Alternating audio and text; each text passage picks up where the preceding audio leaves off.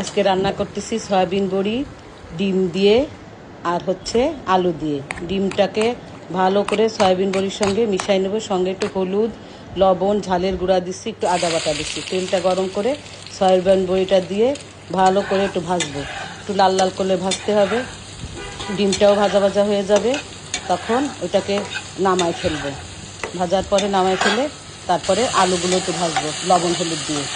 আলুগুলো একটু লাল লাল করে ভাজা হয়ে গেলে তারপরে আলুটাও নামিয়ে ফেলে এখন মশলা কষাবো। মশলার ভিতরে আদা বাটা, জিরে বাটা, রসুন বাটা, গরম মশলা, তারপরে হলুদ, এগুলো দিয়ে ঝালের গুঁড়া দিয়ে ভালো করে মশলাটা কষাবো।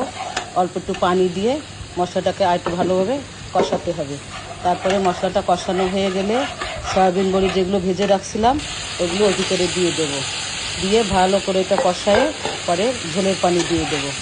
ঝোলের পানি দেওয়া হয়ে গেলে যে ঝোলটা টেনে যাবে তখন আমরা নামায় ফেলবো। তারপর আপনারা দেখবেন যে ভিডিওটা কেমন হয়েছে, রান্নাটা কেমন হয়েছে। আপনাদের যদি ভালো লাগে তাহলে আমাকে লাইক কমেন্ট করবেন।